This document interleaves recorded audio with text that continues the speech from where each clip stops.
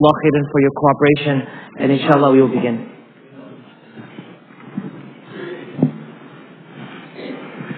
Allahu Akbar, Allahu Akbar,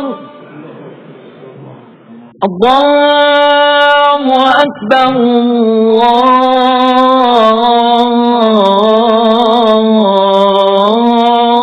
Allahu Akbar.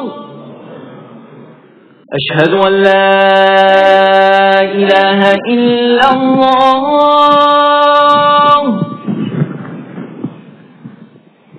Ashhadu an la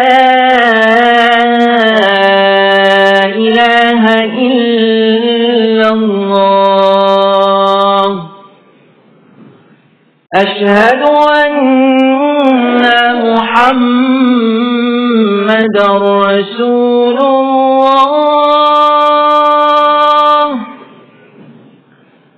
أشهد أن محمدا رسول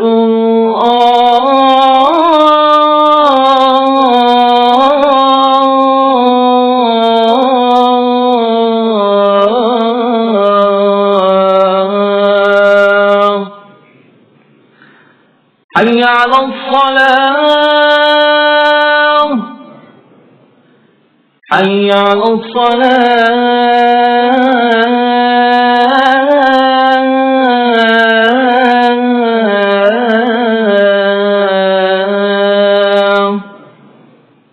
حي على الفلاح، حي على الفلاح.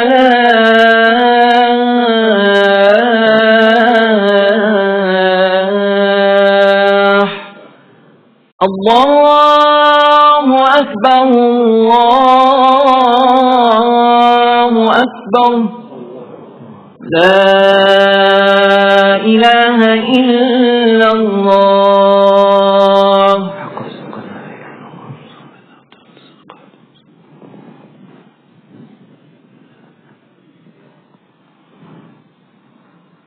الحمد لله رب العالمين، والصلاة والسلام على أشرف المرسلين سيدنا محمد وعلى آله وصحبه أجمعين وعلى تابعيهم ومن تبعهم بإحسان إلى يوم الدين.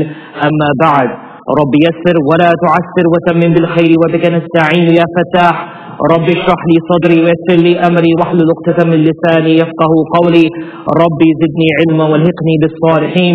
سبحانك لا علم لنا إلا ما علمتنا إنك أنت العليم الحكيم. سبحانك لا فهم لنا إلا ما فهمتنا إنك أنت الجواد الكريم. My dear respected elders, brothers and sisters in Islam, in the work I do, I see a lot and I learn a lot about people and their ways. It is part and parcel of the job of being an Imam, being someone who works with people, individuals, communities, our own and others. And one of the things that I learn as I see human interaction is a disturbing trend of disassociation, disconnect with one another. And sometimes I ask myself, how much further can human beings go further from each other? How far are we going to go? How far are we going to be from each other, not just physically, but morally and mentally? Take in consideration, we all are here today together as bodies, but realistically, emotionally, we are all here alone. We reside under the roof of one and the same house, but everyone within those four walls lives a life in solitude. Unions, marriages, were meant to bring about the sense of togetherness and uphold cohesiveness in human bonds. But sadly today there are only a couple by name, lonely as people. The challenge of surviving together today is the greatest task that we have on our hand, my dear brothers and sisters. For as the institution of marriage continues to suffer decline above loss, We as Muslims need to do something to safeguard it and preserve it for the next generation. Now let me be clear here today. This isn't solely a Muslim dilemma or an Islamic problem. This isn't something unique to Muslim communities or so-called Muslim countries. This is a global pandemic. The difference is that as Muslims, we are taught to identify and rectify problems. We are taught to resolve and dissolve issues, not to allow them to linger and fester into beasts that will turn us and turn our religion into completely something else. For if we do not address this, the broken homes of today will continue to lead to empty homes or no homes tomorrow. Look at the trend in Plano and Frisco, brothers and sisters. You have to be blind if you don't realize there is a sharp rise in demand in apartments and single homes, in these single townhouses and apartments where an individual, maybe their friend or their boyfriend or girlfriend or their weekend friend or their dog can live. What has happened to homes? A roof wherein a mother and a father, a husband and a wife, children and in-laws resided together. That trend is being pushed out to the extent that developers understand that this is no longer a demand in our society. The seeds of hatred sown in children towards the opposite gender today will lead to finding comfort in the same gender tomorrow. Failure to uphold love in all areas and people in a respective way will lead to the blurred lines of love tomorrow. If there is no clear-cut teaching in our community of what is love of a mother, love of one's sister, love of one's daughter, love of one's grandmother and grandfather, love of one's spouse, love of one's brother or sister, I promise you that love will be misinterpreted in all areas. So the point is simple. It isn't looking good, my fellow Muslims. No, it isn't. Today's khutbah is titled Cursed Companionship, and it is being brought to you today by Sakina Services, our IACC professional counseling services. To give you a glimpse of what they have done, from May of this year to October, they handled 198 cases. 111 of those cases were categorized as unique cases. Cases that required immediate attention. Keep in mind, Sakina Services provides professional, discreet counseling services for free to our community. As the Imam and one of the pastoral counselors of IACC, I personally handled 260 cases, 266 cases till date. And that's in a little over a year. A vast chunk of the issues that Sakina Services and I have addressed are marital. This is only one masjid in one community.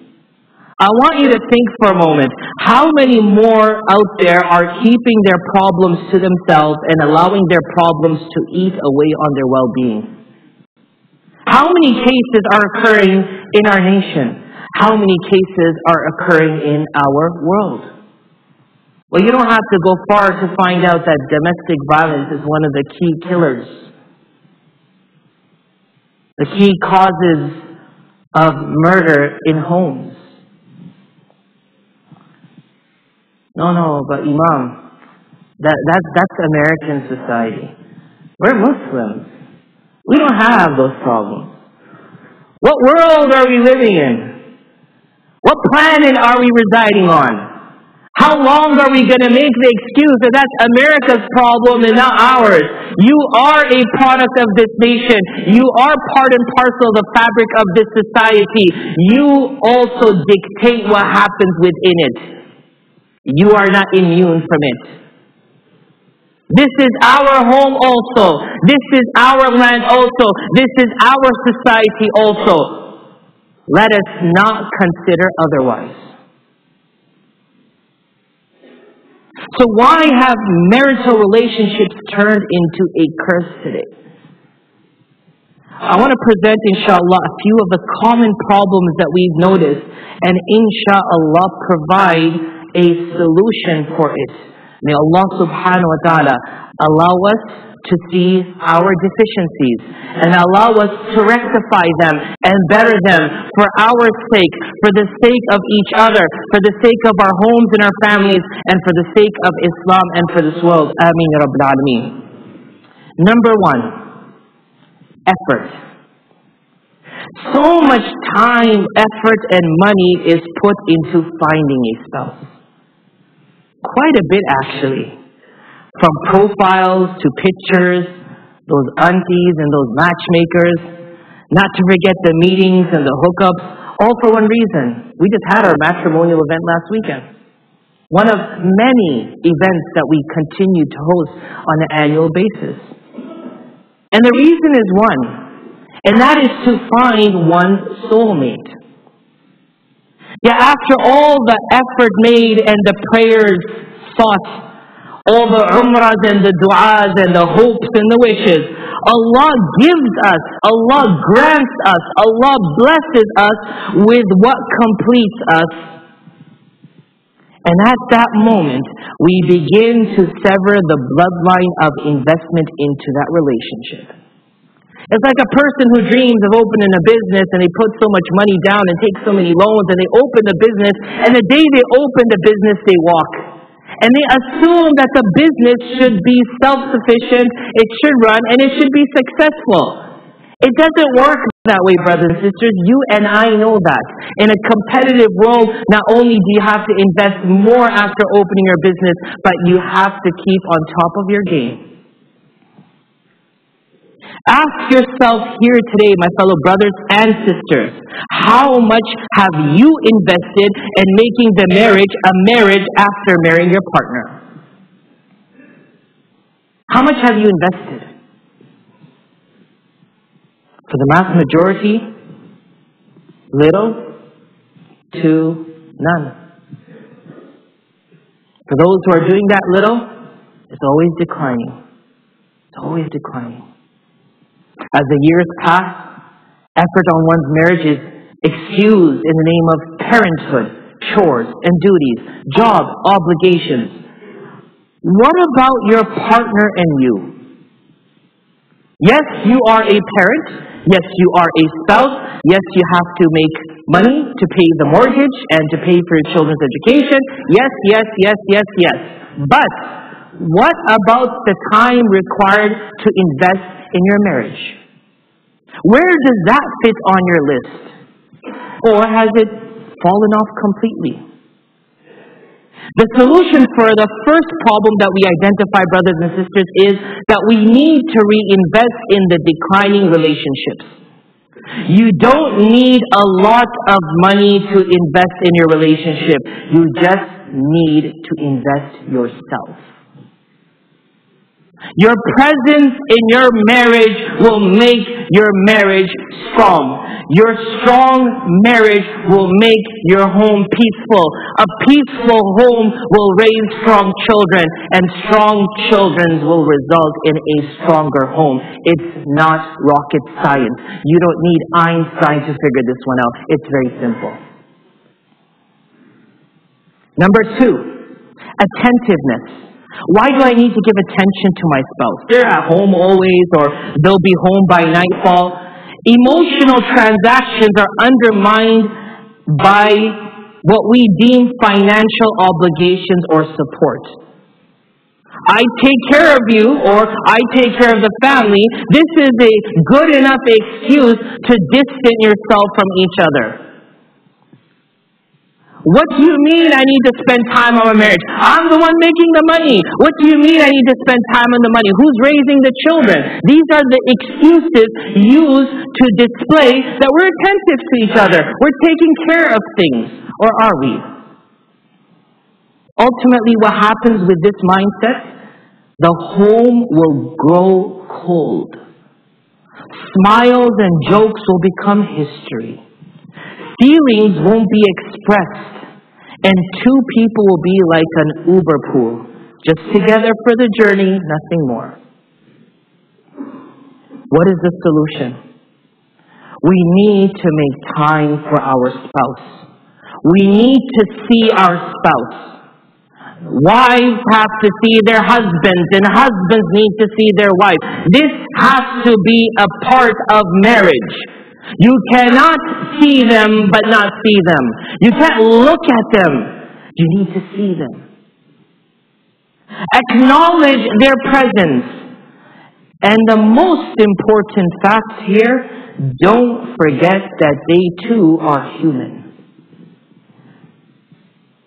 Again, what I'm speaking today is assessment for myself and for all of us who are married. And remember, none of us are exempted from taking care of our marriages. If Rasulullah sallallahu alaihi wasallam was aware and attentive to all of his wives, and he was sent with a mission to the whole of humanity till the day of judgment, he had a job the magnitude of which doesn't last 4 years or 8 years, it lasts a lifetime. But he was attentive and aware of the presence of his human spouse, his wife, his wives. Number 3, brothers and sisters, communication. Communication is the key to emotional stability in any and every relationship. The curse of companionship today stems from the lack of to the complete void of communication. There's no talk in the house. There's no conversation. You could get into a car or playing with your spouse for hours and there'll be no discussion. The most of the discussion will be, hey, chai che? Hey, you want tea? Air hostess is offering tea. You want tea? But how are you today? How are things? How are you truly feeling? Because what marriage gives you is a soulmate, someone you could confide in, someone you could speak with, someone you can trust. But today, we can trust the world but our spouses. Matter of fact, we'll do prenups with our spouses because you don't know who he or she will turn out to be. But with the world, we'll open our wallets, we'll open our hearts, we'll open our trust. If you don't trust your wife or husband enough, don't marry them. Because Rasulullah trusted Khadija with the most important moment in his life when Jibreel squeezed him. He said, "What happened to me?" She said, "I will help you find the solution." And she went to her Christian uncle who was a monk, and he said, "You are a prophet." She didn't go spreading the news on Twitter. Guess what? My hashtag hubby is a hashtag prophet. No. She let him do his job. She was there for when he needed her. And he was there when she needed him. Asking a simple question or passing a simple comment today is a task deemed like Mount Everest. Remember one thing, brothers and sisters. The first step to communication is to listen. Allah subhanahu wa ta'ala made Musa alayhi salam Kalimullah. He spoke with Allah. But the first command that came to the Prophet who spoke to Allah alayhi salam was فَاسْتَمِعْ لِمَا يُوحَى.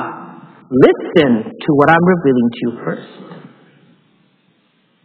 O Musa, take your shoes off. You're in a sacred valley. And listen to me. Listen to me. I am going to tell you something. Before Musa spoke, he was told to listen. In a marriage, if you can't listen, what you speak is useless. وَأَنَا اخْتَرْتُكَ فَاسْتَمِعْ لِمَا يُوحَى. Allah says, I selected you, O Musa. Listen to what I'm going to reveal to you. So the communication is a problem. What is the solution, brothers and sisters? We need to start communication exercises in the house. Do 5-minute drills and just talk to each other. Put a timer on and sit on the sofa. We treat our spouses as if they're non-mahram. The wife distanced herself from the husband, and the husband distanced himself from the wife. You think that they're two non-mahram, that they're not legal for each other. When they sit on the sofa, one sits on the North Pole, one is on the South Pole. Like, what is going on? You can't sit next to each other? If you cannot talk, then I call on everyone to go to a store today and buy post-it notes. Matter of fact, go to Costco or Sam's Club, buy a whole bunch of them, and start communicating on your fridge with post-it notes. Because if there is no conversation between two, there is no relationship between the two. Remember, the more difficult it is to talk, the more danger your marriage is in. The way to rebuild it is by understanding the person before understanding their word or their tone. A successful marriage is where you understand them before you understand what they say and how they say it. Number 4, brothers and sisters, affection. The companionship that is void of emotional support and emotional stability is a burden on each other. Affection isn't haram. Allah gave you each other so you can love each other. Yes, the Imam said the word love today in the masjid. Is there a problem with that? Affection is the core reason that you two are together. The one thing marriage did in Islam is legalize affection and the relationship between two of the opposite gender. There is no religion in denying that.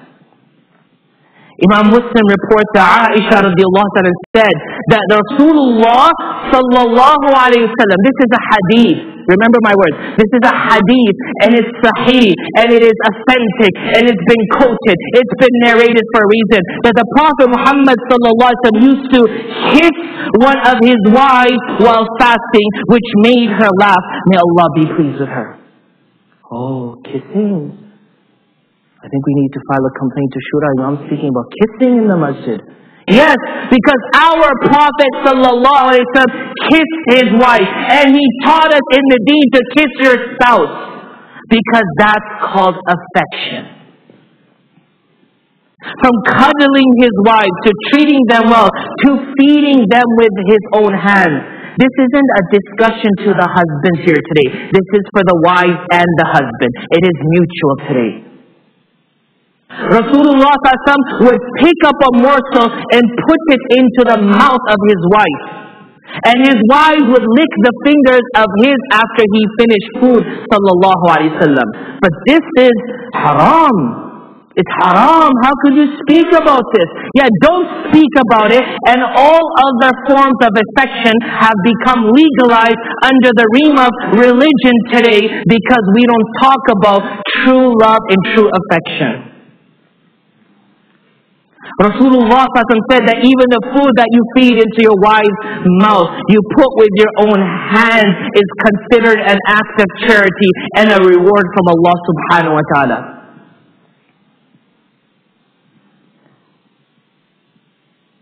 The solution for it is simple. I don't think I need to tell you the solution. Express affection to one another. As marriage grows old, affection should grow deeper. Number 5, brothers and sisters, selflessness. Relationships were made to fill a void of solitude. Adam alayhi salam was in heaven, created by Allah with his hands, and he sought from Allah a companion. The potential blessings are both amazing and much needed. Sadly, the channel for it in all relationships, which is selfishness, is lost. You can't have a spouse and be selfish, because life isn't about you anymore. It's about the other. And when Allah blesses you with children, it's not about the two of you anymore. It's about your children. That affection changes. It remains in a different form. But that love then is demonstrated to our children. If spouses treated each other in such a way of selflessness, marriage would definitely be beautiful. We desperately need to leaf through the life of the Prophet Muhammad ﷺ in Islamic history to discover the most beautiful theories in the art of marriage. May Allah subhanahu wa ta'ala bless us with the opportunity, the willpower, the knowledge, the determination to make marriage once more, and to make our houses homes once more, and to make our deen complete once more. Ameen ya Rabbil Alameen.